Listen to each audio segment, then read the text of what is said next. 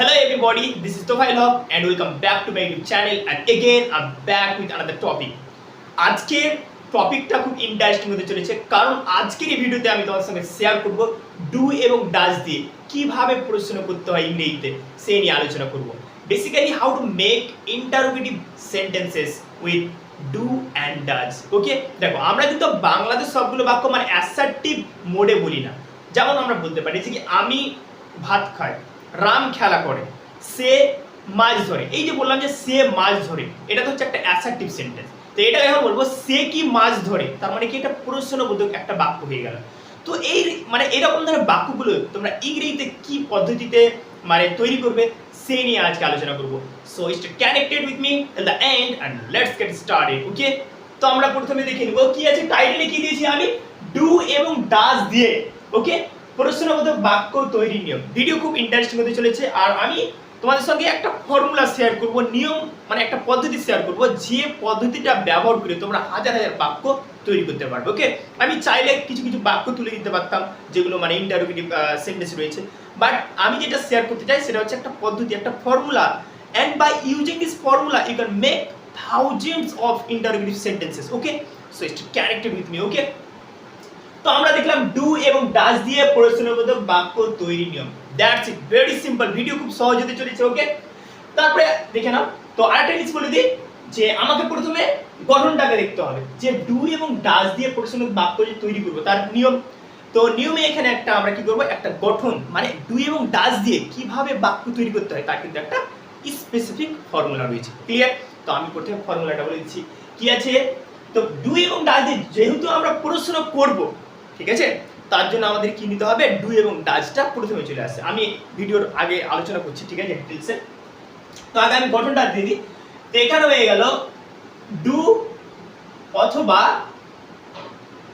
Does, ঠিক আছে, মানে ডু এবং ডাজ বসবে প্রথমে, তারপরে প্লাস কি থাকবে, সাবজেক্ট থাকবে, প্লাস কি থাকবে, V1 প্লাস অবজেক্ট। আরেকটা জিনিস আমি তোমাদের বলতে চাই যে এই যে ডু এবং ডাজ, দেখো মানে প্রশ্নবোধক বাক্য শুধু ডু এবং ডাজ দিয়ে হয় না, মানে প্রশ্নবোধক বাক্য am is are দিয়ে হয়, তারপরে কি আছে WH রিলেটেড যেগুলো ওয়ার্ডস রয়েছে হু, হাউ, হোয়ার, হোয়েন এগুলো দিয়ে হয়, ঠিক আছে, am is are দিয়ে হয়, হ্যাভ, হ্যাড, হ্যাজ দিয়ে হয়, ঠিক আছে, তারপর ওয়াজ এবং ওয়ার দিয়ে হয়। তো বেসিক্যালি আজকে আমরা যেটা শিখব সেটা হচ্ছে ডু এবং ডাজ দিয়ে কিভাবে সেন্টেন্স মানে ইন্টারোগেটিভ সেন্টেন্স তৈরি করতে হয় সেই নিয়ে আজকে আমরা আলোচনা করব, ঠিক আছে।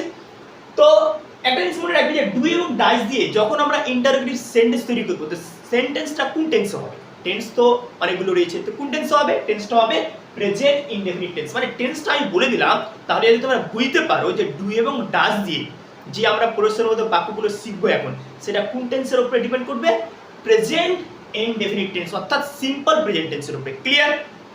ওকে, তাহলে আমরা কি দেখতে পেলাম, গঠনটা ডু অথবা ডাজ, তারপরে কি বসবে, সাবজেক্ট বসবে, তারপরে V1 অর্থাৎ ভার্বের এক নম্বর ফর্ম অর্থাৎ যেটা ভার্বের প্রেজেন্ট ফর্ম হবে সেটা বসবে, প্লাস কি থাকবে, অবজেক্ট থাকবে। ক্লিয়ার?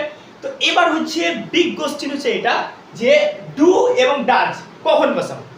তাহলে আমরা তো গঠনটা অলরেডি বুঝতে পারলাম, do does plus subject plus V1 plus object. Clear? কোন টেন্সে হবে ওটাও বলে দিলাম, প্রেজেন্ট ইনডেফিনিট টেন্স। ক্লিয়ার? তো এবার হচ্ছে সবথেকে এটা বড় প্রশ্ন, সেটা হচ্ছে ডু কখন বসাবো, ডাজ কখন বসাবো।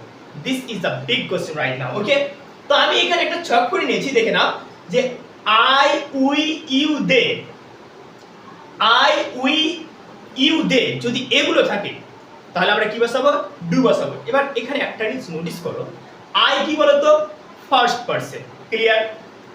উই ফার্স্ট পারসন, ইউ এটা হচ্ছে সেকেন্ড পারসন, দে, দে মানে কি তারা, এটা হচ্ছে থার্ড পারসন প্লুরাল। ক্লিয়ার? তো আমরা দেখতে পেলাম যে ডুটা বসতে পারে ফার্স্ট পারসনের ক্ষেত্রেও, right, you second person, second পারসনের ক্ষেত্রেও মানে ডুটা ব্যবহার করব, দে এটা হচ্ছে থার্ড পারসন প্লুরাল, তো থার্ড পারসন প্লুরালের ক্ষেত্রেও আমরা ডু ব্যবহার করব। বাট ডাজ ব্যবহার করাটা একদম সহজ। ডাজ আমরা তখনই ব্যবহার করব যখন সাবজেক্ট থাকবে থার্ড পারসন সিঙ্গুলার অর্থাৎ সাবজেক্ট মাত্র একজনকে বুঝাবে, দ্যাটস ইট। কিন্তু সাবজেক্ট একজনকে তো বুঝাবে, তারপরে এটাও মাথায় রাখতে হবে যে সাবজেক্ট কিন্তু থার্ড পারসন সিঙ্গুলার হতে হবে। এটা নয় যে আই, আই কজনকে বুঝাচ্ছে, আই মানে আমি একজনকে, তার মানে এটা নয় যে আই এর আগে আমরা ডাজ দিব। ওকে, সাবজেক্ট একজনকে বোঝাতে হবে এবং থার্ড পারসন সিঙ্গুলার থাকবে। যেমন ধরে নাও he third person singular, she third person singular, it, Ram, Shyam, যত কারোর নাম রয়েছে সবই কিন্তু ওগুলো থার্ড পারসন সিঙ্গুলার। তো সাবজেক্ট যদি থার্ড পারসন সিঙ্গুলার হয় তাহলে আমরা কি দেবো, ডাজ ব্যবহার করব, মানে প্রশ্নবোধক বাক্য তৈরি করতে গিয়ে। ক্লিয়ার? আর সাবজেক্ট যদি আই, উই, ইউ, দে, অর্থাৎ মানে সাবজেক্ট যদি মানে ফার্স্ট পারসন সেকেন্ড পারসন হয় এবং থার্ড পারসন প্লুরাল যদি হয়, থার্ড পারসন এটাও থার্ড পারসন এটাও, কিন্তু এগুলো হচ্ছে সিঙ্গুলার অর্থাৎ মাত্র একজনকে বোঝাবে। আর দে, এই যে দেটা রয়েছে এটাও থার্ড পারসন কিন্তু এটা প্লুরাল অর্থাৎ একের বেশি জনকে বোঝাচ্ছে, তাই জন্য এখানে কিন্তু আবার মানে এর আগে ডুই বসাতে হবে। ক্লিয়ার? তাহলে আমরা এখানে দেখতে পেলাম ডু কখন বসাবো জানতে পারলাম, ডাজ কখন বসাবো জানতে পারলাম। এবার আমি একটা বাক্যের মাধ্যমে বোঝানোর চেষ্টা করব যে কিভাবে ডু বসাবো, কিভাবে ডাজ বসাবো। ক্লিয়ার? ওকে, তো দেখে নাও আমি একটা বাক্য নিলাম এখানে, যে বাক্যটা হচ্ছে রাম চা পছন্দ করে। দেখো রাম চা পছন্দ করে, এই বাক্যটাকে যদি আমরা ট্রান্সলেট করি এখন তো কি হবে, রাম নিয়ে এলাম, মানে এটা সাবজেক্ট, সাবজেক্ট বাক্যের শুরুতেই বসে স্পেশালি রাম নিয়ে এলাম, পছন্দ করে, রাম তার কি দেবো, লাইকস, এখানে কি এলো লাইকস দিলাম, কারণ এই যে এটা থার্ড পারসন সিঙ্গুলার, এটা রাম, ঠিক আছে, আমি কি বললাম যে মানে কারোর নাম মানে ওটা থার্ড পারসন সিঙ্গুলার, লাইকস টি, তার মানে কি হলো রাম চা পছন্দ করে, কোনো ঝামেলা নেই এটাতে, এটা হচ্ছে একটা অ্যাসার্টিভ সেন্টেন্স। কি সেন্টেন্স? অ্যাসার্টিভ, এটা কিন্তু মনে রাখতে হবে, ঠিক আছে, মানে এটা হচ্ছে একটা নরমাল বাক্য, এটা কিন্তু কোনো প্রশ্নবোধক বাক্য নয়, এটা হচ্ছে একটা অ্যাসার্টিভ সেন্টেন্স, বিবৃতিমূলক একটা সেন্টেন্স, ঠিক আছে। কিন্তু এই বাক্যটাকে যখন আমরা ইন্টারোগেটিভ করব, ধরে নাও যে প্রশ্নটা বলছে রাম চা পছন্দ করে, এবার আমি বললাম রাম কি চা পছন্দ করে, তার মানে কি এটা ইন্টারোগেটিভ হয়ে গেল, তখন আমি বাংলাতে নিয়ে নিচ্ছি রাম কি চা পছন্দ করে, দেখো এটা হয়ে গেল এবার ইন্টারোগেটিভ সেন্টেন্স। আর ইন্টারোগেটিভ সেন্টেন্স বুঝবো কি করে, এই যে এখানে একটা শেষে কি থাকবে, প্রশ্নবোধক চিহ্ন থাকবে, এই যে দেখে নাও এটা হচ্ছে ইন্টারোগেশন মার্ক, রাইট। আর এখানে কি লাগানো আছে, দেখো রাম কি চা পছন্দ করে, দেখো প্রশ্ন বুঝছি, I am asking a question, Ram কি চা পছন্দ করে, তো এটা হয়ে গেল প্রশ্নবোধক, মানে প্রশ্নবোধক বাক্য। So the big question is যে এই বাক্যটা, এবার আমরা যেহেতু আমাদের টপিক হচ্ছে যে ডু এবং ডাজ দিয়ে ইন্টারোগেটিভ সেন্টেন্স তৈরি করা, তো এই প্রশ্নটাকে মানে এই বাংলাটাকে, এই বাংলা প্রশ্নবোধক বাক্যটাকে ইংলিশে কিভাবে ট্রান্সলেট করব ইন্টারোগেটিভ ফর্মে, রাইট। তো আমি কি বলেছিলাম, তাহলে গঠনটা চলে আসবো do does subject plus VN plus object. Clear? আমরা আবার কিন্তু এই গঠনটাতে ফিরে এলাম। ওকে, তো আমি কি বলেছিলাম যে এটাকে যখন মানে এই বাংলাটাকে দেখতে হবে না, এবার এই মানে এই বাক্যটাকে দেখো যে এটা হচ্ছে একটা অ্যাসার্টিভ সেন্টেন্স, এটাকে আমরা ইন্টারোগেটিভ করব, রাইট। তো আমি কি বলেছিলাম যখন ইন্টারোগেটিভ করবে তখন আমাদের কি নিতে হবে, স্পেশালি প্রেজেন্ট ইনডেফিনিট টেন্সের ক্ষেত্রে ডু অথবা ডাজ। ডু কখন নিব বলে দিচ্ছি, subject first person second person হলে ডু, এবং থার্ড পারসন যদি প্লুরাল হয় তবুও ডু। এটা সাবজেক্ট যদি মানে থার্ড পারসন হয় তাহলে কিন্তু সেক্ষেত্রে ডাজ। তো আমরা রাম দেখতে পাচ্ছি, রাম হচ্ছে একজনের নাম আর রাম হচ্ছে থার্ড পারসন সিঙ্গুলার, রাম কজনকে বোঝাচ্ছে, মাত্র একজনকে, তার জন্য রাম হচ্ছে থার্ড পারসন সিঙ্গুলার। আর থার্ড পারসন সিঙ্গুলারের কাছে মানে যদি থার্ড পারসন সিঙ্গুলার থাকে তাহলে আমরা কি নেব, ডাজ নেব। আর ডাজটা কোথায় বসবে, বাক্যের শুরুতে। ওকে, তাহলে আমরা কি নিলাম, ডাজ। ক্লিয়ার? ডাজ নিলাম, ডাজের পরে পরে কি বসবে, সাবজেক্ট। সাবজেক্ট কি আছে, রাম, রাম এখানে সাবজেক্ট, তাহলে ডাজ রাম। ওকে, এবার আমরা কি নিব, মেন ভার্ব, এই যে V1 অর্থাৎ ভার্বের এক নম্বর ফর্ম বসবে। এটা নয় যে কি ভার্বের ফর্মটাকে আমরা সেকেন্ড ফর্ম করব কিংবা থার্ড ফর্ম করব, no, it's not like that. এখানে আমরা ভার্বের এক নম্বর ফর্ম দেব। তো লাইক, এখানে লাইকস রয়েছে, তো লাইকই বসবে। আর একটা জিনিস নোটিস করো যে এখানে এসটা উঠে গেল, তার কারণ কি, তার পরিবর্তে তো আমরা ডাজটা নিয়ে নিয়েছি, তাই না, তার জন্য এখানে এসটা উঠে গেল। ডাজ রাম লাইক কি হবে, টি, এই যে আবার ইন্টারোগেশন মার্ক। তাহলে দেখতে পেলে কিভাবে তৈরি করলাম, ডাজ রাম লাইক টি, অর্থাৎ রাম কি কফি পছন্দ করে, ব্যাস, দ্যাটস ইট, হয়ে গেল। This is so easy, right. তাহলে এবার আমরা মিলাবো, মানে আমি যে গঠনটা যে বলেছি ওটার সাথে সিমিলারিটি রয়েছে কিনা দেখে নিই। তাহলে কি রয়েছে, ডাজ, তাহলে ডাজ প্রথমে নিতে হয়, মানে ডাজ অথবা ডু, ডাজ নিয়ে নিয়েছি। তারপরে কি বলেছে, সাবজেক্ট, দেখে নাও সাবজেক্ট বসে গেল। তারপরে কি আছে, প্লাস নিতে হবে ভার্বের এক নম্বর ফর্ম, লাইক, দেখো ভার্বের এক নম্বর ফর্ম, প্লাস কি থাকবে, অবজেক্ট, প্লাস অবজেক্ট, মিলে গেল, দেখতে পেলে। আর ডাজটা দিলাম না, কারণ ডাজটা এখানেই রয়েছে, তাই না, ডাজ তো এখানেই আছে। তো ক্লিয়ার? তো এইভাবে আমরা প্রেজেন্ট ইনডেফিনিট টেন্সে ডু এবং ডাজ দিয়ে ইন্টারোগেটিভ সেন্টেন্স তৈরি করি। ওকে, সো এবার আমরা যেহেতু তোমরা এবার কি হলো বলো তো, যে নিয়মটা আমরা বুঝতে পেলাম, মানে ফর্মুলাটা বুঝে গেলাম। এখানে কয়েকটা জিনিস ইম্পর্টেন্ট রয়েছে। গঠনটা জানতে হবে, কোন টেন্সে হয় এটা জানা জরুরি। ডু এবং ডাজ কোন কোন জায়গায় বসে, কোন কোন সিচুয়েশনে বসে, তাহলে দেখে নাও। আমি এটা ছকে দিয়ে দিচ্ছি যে কোন কোন ক্ষেত্রে ডু বসাবো, আর ডাজ কোন কোন মানে কোন কোন ক্ষেত্রে বসাবো সেটাও আমরা দিয়ে দিচ্ছি। ক্লিয়ার? তো আর আমি উদাহরণ দিয়েও বুঝালাম যে একটা অ্যাসার্টিভ সেন্টেন্সকে কিভাবে ইন্টারোগেটিভ করতে হয়। That's it. তো তবুও এবার আমরা কয়েকটা বাক্য নিব এবং কয়েকটা বাক্যের মাধ্যমে আবার বোঝার চেষ্টা করব, ওকে, যে কিভাবে ইন্টারোগেটিভ সেন্টেন্স তৈরি করতে হয়। ওকে ওকে, সো এবার আমরা কয়েকটা বাক্য পড়ে লিখেছি। এই বাক্যগুলো কিন্তু কি বলতো, প্রশ্নবোধক বাক্য, মানে ইন্টারোগেটিভ সেন্টেন্স। তো এই বাক্যগুলোকে ইংলিশে কিভাবে এবার মানে ট্রান্সলেট করব, এই স্ট্রাকচারটাকে ফলো করে সে নিয়ে এবার একটু আলোচনা করব। তো প্রথমে বাক্যটা কি রয়েছে, প্রথমে রয়েছে আমি কি ফুটবল খেলি। দেখো প্রশ্ন করছে আমি কি ফুটবল খেলি। ওকে, তাহলে আই মানে কি বলতো, আমি, রাইট? তো যদি সাবজেক্ট যদি কি বলেছিলাম, সাবজেক্ট যদি ফার্স্ট পারসন থাকে, সেকেন্ড পারসন থাকে, থার্ড পারসন প্লুরাল হয় তাহলে ডু বসবে। তো আমি কি ফুটবল খেলি, তাহলে এখানে নিশ্চয় আই লুকিয়ে আছে। এই বাংলা বাক্যটাতে মধ্যে কি রয়েছে, ইংরেজিতে আই লুকিয়ে রয়েছে। তো এখানে আমরা কি বলবো, তো আগে কি নিতে হবে, প্রথমে আমাদের নিয়ম অনুসারে ডু অথবা ডাজ নিতে হবে। তো ডু কেন নিলাম, কারণ সাবজেক্ট এখানে আই আছে তার জন্য। তাহলে ডু আই, তারপরে কি হবে, ভার্বে মানে সাবজেক্ট নিলাম, তারপরে ভার্বে এক নম্বর ফর্ম ডু আই প্লে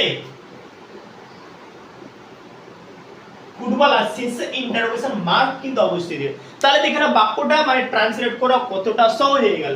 আমি কি ফুটবল খেলি, do I play football, that's it. আমি কি মাছ ধরি, তাহলে ডু আই ক্যাচ ফিশ। আমি কি ক্রিকেট খেলি, ডু আই প্লে ক্রিকেট। আমি কি মোবাইল দেখি, do I watch smartphone, right? তো এইভাবে মানে আমি যেটা বলতে চাইছি বেসিক্যালি যে এই নিয়মটাকে ফলো করো, আর এই নিয়ম ফলো করে তুমি অনেক মানে বাক্য নিজে থেকেই তৈরি করতে পারবে। ওকে, আমি যে এই বাক্যটা দিয়েছি তাহলে ডু আই আছে, তো ডু আই থাকতো মানে থাকলো। এবার ভার্বগুলোকে চেঞ্জ করো, পেলের পরিবর্তে অন্য কোনো ভার্ব দাও। ফুটবল আছে, অবজেক্টটাকে চেঞ্জ করো, নিজে নিজে বাক্যকে তৈরি করার চেষ্টা করো, দেখবে ইংলিশে একদম ফ্লুয়েন্ট হয়ে যাবে, রাইট? ওকে, তারপরে কি বাক্য রয়েছে, তারা কি মাছ ধরে, তারা কি মাছ ধরে।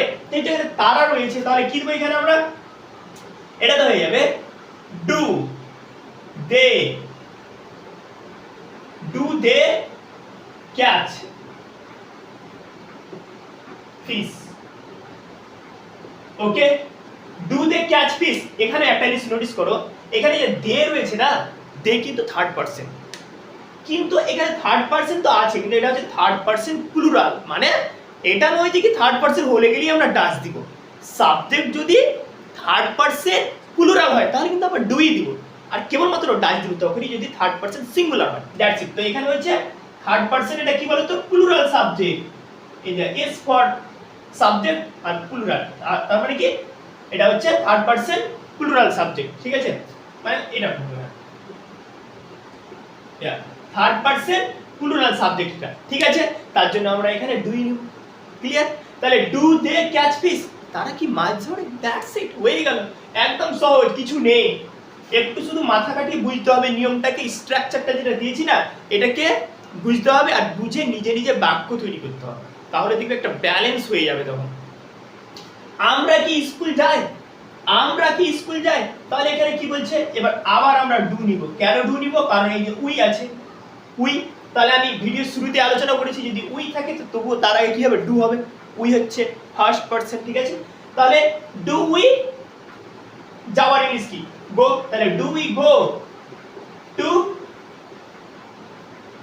স্কুল, হয়ে গেল। আমরা কি স্কুল যাই, do we go to school, that's it, this is so easy, right?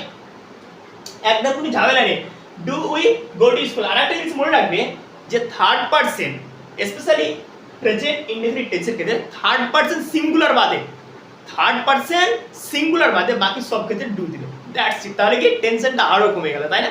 যদি দেখো থার্ড পারসন সিঙ্গুলার আছে তাহলে ওই বাক্যটাকে যদি তুমি মানে ইন্টারোগেটিভ করার চেষ্টা করো তাহলে ভাববে যে ডাজ নিতে হবে, আর বাকি সব ক্ষেত্রে ডু। ক্লিয়ার? তো এইগুলো তো থার্ড পারসন সিঙ্গুলার নয়, এটা হচ্ছে ফার্স্ট পারসন, তাহলে ডু হবে। আই ফার্স্ট পারসন, ডু হবে। দে, আমি তো বললাম যে থার্ড পারসন সিঙ্গুলার হলে ডাজ, প্লুরাল হলে নয়, তাহলে এটা তো থার্ড পারসন প্লুরাল, তাহলে ডুই হবে। ক্লিয়ার? ওকে, তো মাথায় রাখবে, অলওয়েজ কিপ ইন মাইন্ড যে সাবজেক্ট যদি থার্ড পারসন সিঙ্গুলার হয় তাহলে ডাজ, বাকি সব ক্ষেত্রে ডু। ওকে, তুমি কি জল পান করো? তুমি, তার মানে ইউ আছে, তাহলে ইউ তো সেকেন্ড পারসন, আর থার্ড পারসন সিঙ্গুলার হলে তো আমরা ডাজ দিব, তাই না? তার মানে এখানে ডু হবে, তাহলে কি হবে ডু। আর হ্যাঁ, ডু এবং ডাজ কিন্তু বাক্যের শুরুতে বসবে, দ্যাটস ইট। ডু ইউ জল পান করা, তার মানে কি হবে ড্রিঙ্ক, ডু ইউ ড্রিঙ্ক। দেখো ভার্বের এক নম্বর ফর্ম কিন্তু এগুলো, ডু ইউ ড্রিঙ্ক ওয়াটার, মানে কি তুমি কি জল পান করো, দেখো তুমি কি জল পান করো, do you drink water. Okay, drink কে রিপ্লেস করে দাও এবং এই যেটা অবজেক্ট রয়েছে ওটাকে রিপ্লেস করে দাও, যে একটা নতুন বাক্য তৈরি করার চেষ্টা করো। আমি বলতে পারি, যেমন আমি ট্রাই করছি এখন, do you write a poem, do you write a poem, মানে তুমি কি একটি কবিতা লিখো, দ্যাটস ইট। তো এইভাবে না কখনো কখনো সাবজেক্টকে চেঞ্জ করে, কখনো কখনো ভার্বকে চেঞ্জ করে, কখনো কখনো অবজেক্টকে চেঞ্জ করে নিজে নিজে বাক্য তৈরি করার চেষ্টা করবে, তাহলে কিন্তু বেশি তাড়াতাড়ি শিখতে পারবে। তারপরে কি আছে, শ্যাম কি ভাত খায়। দেখো শ্যাম কি ভাত খায়, আমি কি বলেছিলাম, যদি কারো নাম থাকে তাহলে সেটা কিন্তু চোখ বন্ধ করে কি হবে, থার্ড পারসন সিঙ্গুলার। তার মানে কি হবে, থার্ড পারসন সিঙ্গুলার সাবজেক্ট থাকলে প্রথমে আমাদেরকে ডাজ বসাতে হবে, তাহলে ডাজ শ্যাম ভাত খায়। আচ্ছা, খাওয়ার ইংলিশ কি ইট, ইট। এখানে কিন্তু এস হবে না, কারণ এস, কারণ এখানে আমরা ডাজ নিয়েছি তার জন্য, ঠিক আছে? ডাজে এস আছে, তার জন্য আমরা কিন্তু এখানে মানে এস দিব না মেন ভার্বের সঙ্গে। মানে এটা যদি মানে অ্যাসার্টিভ সেন্টেন্স থাকে তাহলে কি হবে, শ্যাম ইটস রাইস, কিন্তু এটাকে যখন ইন্টারোগেট করব এসটা উঠে যাবে, কারণ তারা কিন্তু ডাজ নিয়ে নিলাম। ডাজ শ্যাম ইট রাইস, অর্থাৎ এই গেল শ্যাম কি ভাত খায়, দ্যাটস ইট। একদম সহজ একটা পদ্ধতি মানে প্রশ্নবোধক বাক্য তৈরি করা। ওকে, এন্ড আই হোপ এই ভিডিওটা তোমাদের অবশ্যই সাহায্য করবে, তোমাদের ইংলিশকে ফ্লুয়েন্ট করে তুলবে। And thanks for watching this video. Video যদি ভালো লাগে তো অবশ্যই একটা লাইক করবেন, and thank you once again, thank you.